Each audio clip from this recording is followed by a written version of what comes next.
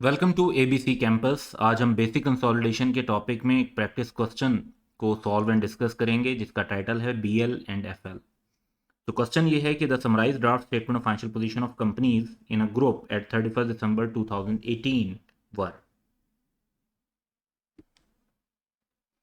Companies BL और FL हैं और बीएल ने एफएल में इन्वेस्टमेंट की हुई है, विच रिफ्लेक्ट्स कि बीएल जो है वो पेरेंट कंपनी होगी और एफएल जो है वो सब्सिडरी कंपनी होगी। इसके बाद सिंपल सी जो ये है स्टेटमेंट ऑफ फाइनेंशियल पोजीशन की इंफॉर्मेशन है और फिर कुछ फर्दर एडिशनल फॉर्मेशन है। एडिशनल फॉर्मेशन में एक तो ये बताया हुआ है कि B L acquired 80% of ordinary shares in F L on 1 January 2018, जिससे पता चलता है कि क्योंकि हम 31 दिसंबर की फाइनेंशियल स्टेटमेंट्स बना रहे हैं तो एक साल का टाइम हुआ है। When F L had accumulated profits of 6,000, तो ये प्री एक्विजिशन रिटेन अर्निंग पता चल गई at the date of acquisition, और जो टोटल होगा उसके डिफरेंस से हम पोस्ट एक्विजिशन डिटरमिन कर लेंगे। फर्दर इंफॉर्मेशन ये है कि subsidiary has not incorporated the fair values in separate books and fair value adjustment identified by the parent company at the date of acquisition. यानी ये फेयर वैल्यू एडजस्टमेंट्स हैं, इनमें एक लैंड से रिलेटेड, इसकी कैरिंग वैल्यू 10,000 थी acquisition date को, जबकि फेयर वैल्यू 12,000 यानी 2,000 से इसको बढ़ाना है, और ये अभी भी रिपोर्टिंग डेट पर भी लैंड एग्जिस्ट कर रही है।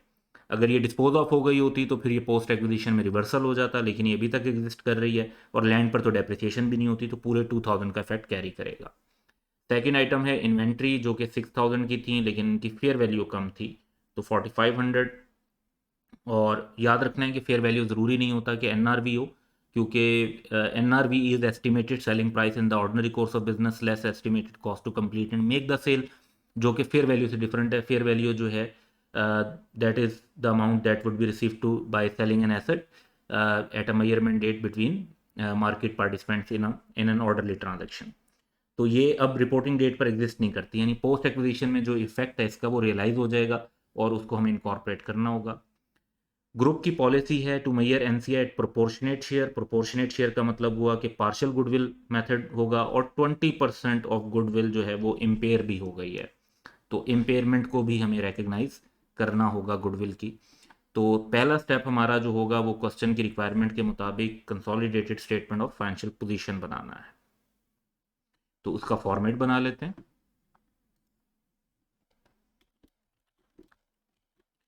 BL Group consolidated statement of financial position as at 31 December 2018। Non current assets को शो करेंगे, उसके बाद करंट एसेट्स, फिर equity and then current liabilities. Workings जब बनाएंगे तो उसमें हमारी टिपिकल 5 वर्किंग्स ग्रुप स्ट्रक्चर, जिसमें हमने 5 बातों को मेंशन करना है। सब्सिडरी का नाम जो है वो एफएल है। एक्विजिशन डेट 1 जनवरी 2018 दी हुई है, जिससे पता चलता है कि 1 ईयर का टाइम हुआ है। पेरेंट की ओनरशिप 80% बताई हुई है, तो नॉन कंट्रोलिंग इंटरेस्ट 20% हो जाएगा। गुडविल का मेथड क्योंकि प्रोपोर्शनेट शेयर पर रिकॉर्ड करना है एनसीआई को, तो इससे पता चल जाता है कि ये पार्शियल गुडविल है। नेट एसेट ऑफ सब्सिडरी की वर्किंग बनेगी 2, फिर वर्किंग 3 जो हमारी है वो गुडविल पर बनेगी,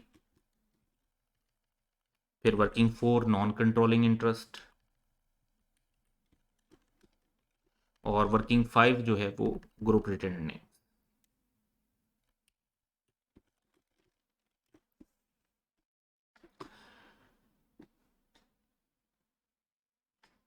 तो पहला स्टेप कंप्लीट करने के बाद हम सेकंड स्टेप पे चलते हैं और क्वेश्चन में जो स्टेटमेंट ऑफ फाइनेंशियल पोजीशन की बेसिक इन्फॉर्मेशन है उसको इनकॉर्पोरेट करेंगे अपने फॉर्मेट में। पहले स्टेप में हम वो फिगर्स ले लेते हैं जिनका ताल्लुक स्टेटमेंट ऑफ फाइनेंशियल पोजीशन से है, यानी property plant equipment, current assets, सिर्फ पेरेंट का शेयर कैपिटल और करंट लाइबिलिटीज। तो इनको इनकॉर्पोरेट कर देते हैं। सबसे पहले property plant equipment,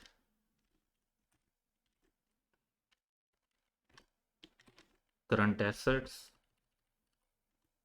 current liabilities और शेयर कैपिटल हमने सिर्फ पेरेंट का लेना है क्योंकि सब्सिडरी का वर्किंग 2 में यूज होगा। तो इन फिगर्स को इनकॉर्पोरेट करने के बाद अब बाकी फिगर्स जो कि वर्किंग के अंदर जाती हैं उनको नोट कर लेते हैं। इन्वेस्टमेंट इन एफएल है, ये गुडविल की वर्किंग में यूज होगी, वर्किंग 3। रिटर्निंग जो पेरेंट की हैं ये ग्रुप रिजर्व में जाएंगी, working 5। Share capital of subsidiary working 2, net assets of subsidiary का हिस्सा बनेगा। और रिटर्निंग ऑफ सब्सिडरी जो है वो भी working 2, net asset of subsidiary का हिस्सा बनेगा। तो ये 4 आइटम जो हमारी वर्किंग्स में जाने, इनको नोट कर लेते हैं। सबसे पहले इन्वेस्टमेंट वर्किंग 3 गुडविल में, पेरेंट की रिटर्निंग वर्किंग 5 में, और उसके बाद वर्किंग 2 के अंदर शेयर कैपिटल और रिटर्निंग। अब क्वेश्चन का ये हमारा दूसरा स्टेप था कि हमने मेन फिगर्स को इनकॉर्पोरेट कर लिया। अब एडिशनल फॉर्मेशन को हमने कंसीडर करना है। तो एडिशनल फॉर्मेशन में पहली बात जो है वो ये है कि 6000 की हमें प्री एक्विजिशन की रिटर्निंग दी हुई है, तो हम इससे प्री और पोस्ट को डिटरमिन कर सकते हैं। अब 6500 है तो 500 एज अ बैलेंसिंग फिगर हमें पोस्ट एक्विजिशन की फिगर पता चल जाती है। और शेयर कैपिटल में कोई चेंज इंडिकेट नहीं किया हुआ तो सेम ले लेंगे। नेक्स्ट क्वेश्चन में आते हैं। तो हमारे पास एक तो गुडविल की इम्पेयरमेंट है, लेकिन वो बात की बात है। पहले फेयर वैल्यू एडजस्टमेंट्स हैं, इनको इनकॉर्पोरेट करते हैं। तो फेयर वैल्यू एडजस्टमेंट में लैंड की जो वैल्यू है वो 10,000 से हमने 12,000 तक लेकर जानी है, और ये लैंड अभी भी एग्जिस्ट करती है, तो लैंड पर डेप्रिसिएशन भी नहीं होती। तो फेयर वैल्यू एडजस्टमेंट लैंड की लेंगे 2000, नो डेप्रिसिएशन, तो ये 2000 अभी भी एग्जिस्ट करेगा। स्टेटमेंट ऑफ फाइनेंशियल पोजीशन के अंदर इसका मतलब है कि हमारा जो प्रॉपर्टी प्लांट इक्विपमेंट है वो भी 2000 से हम बढ़ा देंगे।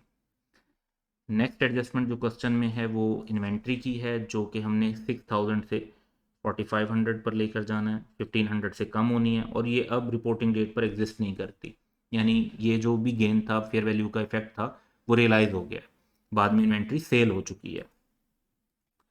तो फेयर वैल्यू एडजस्टमेंट इन्वेंट्रीज की 1500, और क्योंकि ये रियलाइज हो गई है तो पोस्ट एक्विजिशन में अपोजिट इफेक्ट आ जाएगा। जैसे यहाँ माइनस था तो प्लस आ गया, अगर प्लस होता तो फिर यहाँ माइनस हो जाता। और रिपोर्टिंग डेट पर एग्जिस्ट नहीं करती तो रिपोर्टिंग डेट पर कोई इफेक्ट नहीं होगा।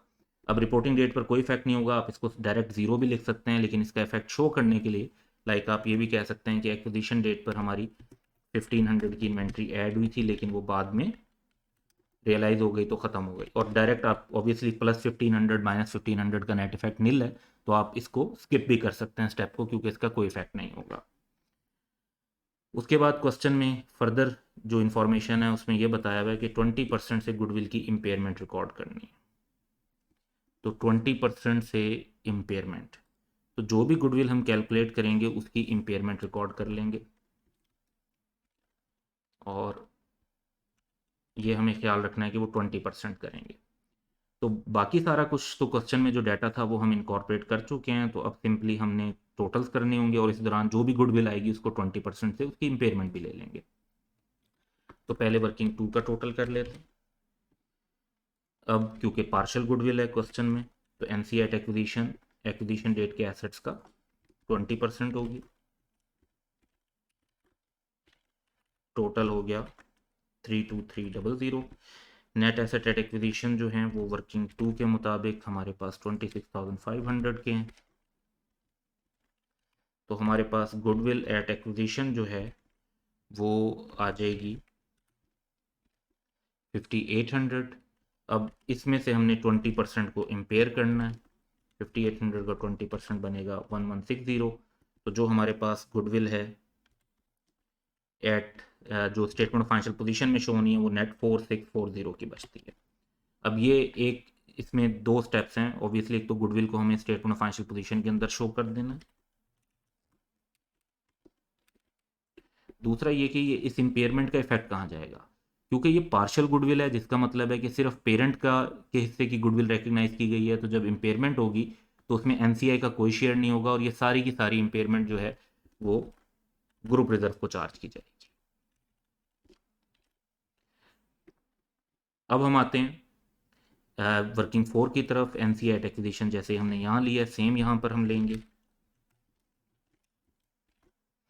इसके बाद जो पोस्ट एक्विजिशन प्रॉफिट हैं 2000 के टोटल इम्पैक्ट है, इसका जो है 20% एनसीआई को और 80% हमने पेरेंट को यानी ग्रुप रिजर्व में देना है। 20% इधर और वर्किंग 5 में बाकी 80%।